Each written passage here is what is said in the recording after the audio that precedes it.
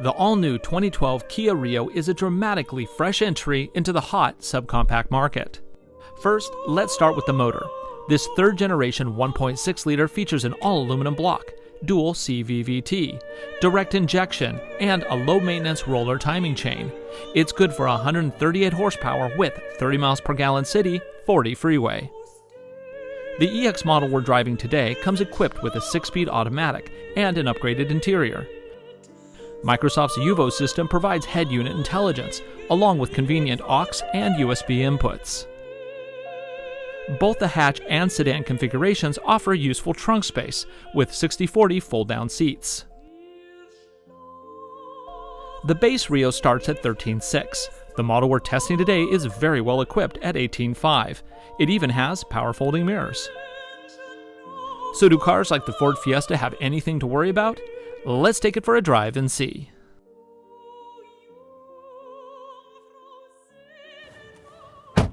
Okay, so today we're driving the Kia Rio. This is the 5-door. It is a 2012, and with us is Tom Volk from Driven Car Reviews. Good to be here.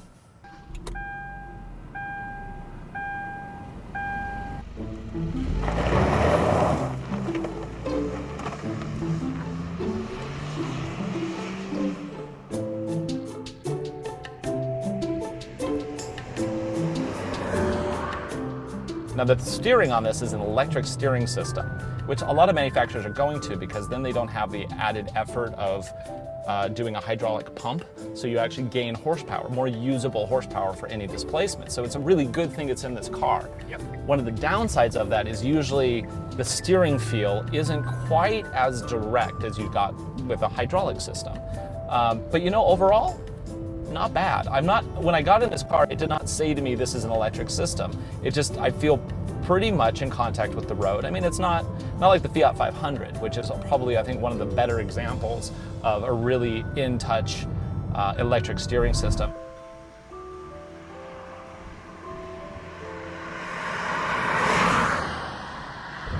You know what we're gonna do here? We're gonna do our traditional stop on the highway.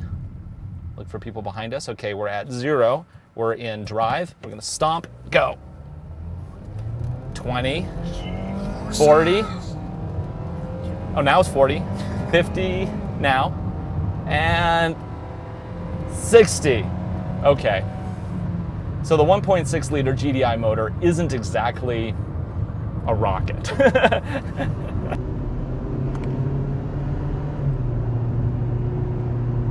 You know, the one thing, you compared this to the Fiat 500, Yeah. which does handle great, but this has a much, much more usable back seat. Oh, absolutely. I can actually fit back there with my knees and not have to cut them off. Yeah.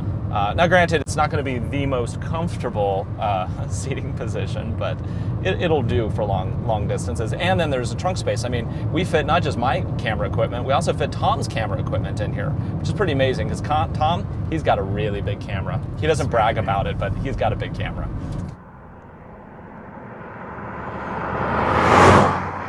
So this competes against like the Fiesta, which has great road feel. I'd say this is very comparable actually to the Fiesta. Yeah, I would agree. In terms of road feel. It's Because almost, they both have sort of that European kind of feel. They do, and you know, and the thing about this car is, it feels so much wider than it really is. Yeah. I mean, get in this car and you think, wow, I'm like driving a GTI. Wait, GTI? Not quite.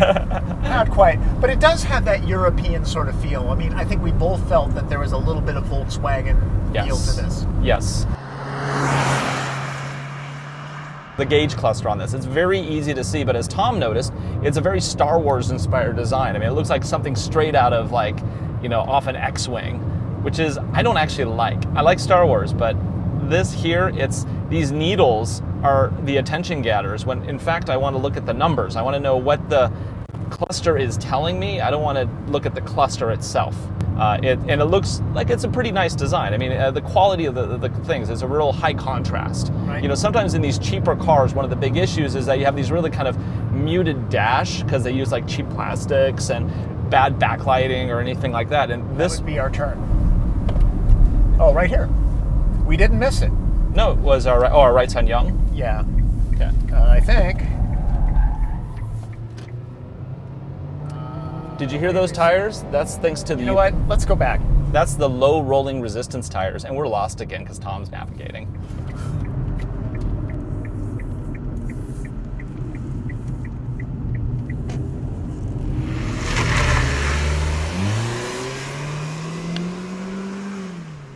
I'm really surprised that this car starts as cheap as it does. I mean, this is an amazing amount of kit in this car for what it is. The interesting thing is, during the presentation, I think everybody feels like the Versa is the cheap car in this class. Right. But when outfitted the same, yeah, it was actually more expensive. Yeah, the Versa was more expensive. With the exact same equipment, it was $300 more than this car was. And honestly, I would much rather have this car. Well, this feels like a much more substantial car. The materials look better. Yes. I would say that the back seat in the Versa is probably a bit bigger. Did you think so? I think so. There was a lot of room in the Versa. Yeah. You'd have to look at the numbers. I could be wrong. The Versa, I did note, had more shoulder room than this one did in the back seats. Yeah. So that's something for the Versa, I guess. Cheap.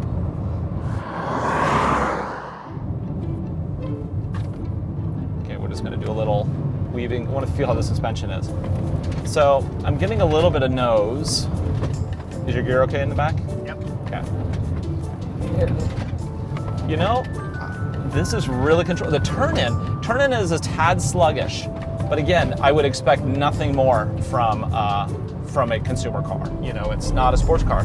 It's also not the SX suspension. Exactly, and that was really level. It really held solid. You didn't get that kind of warble or that tippy feeling that you so often get with crummy suspension. Plus, they made the block aluminum now, so the front end is lighter. So that's true. The new motor, they saved 26 pounds in the motor. Yeah. I think, yeah. When it's sitting out there front, that's going to make a difference. Yep.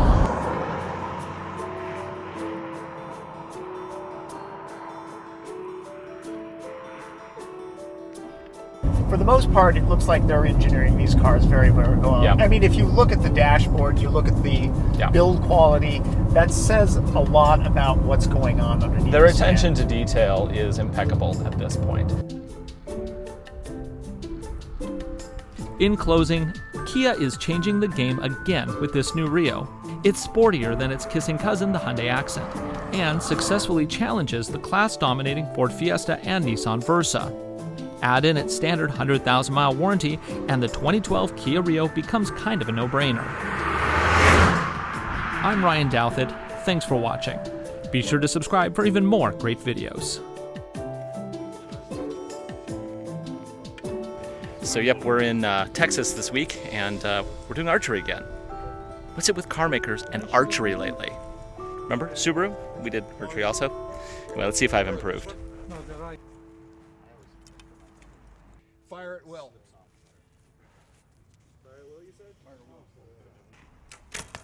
And no. Nope, I haven't.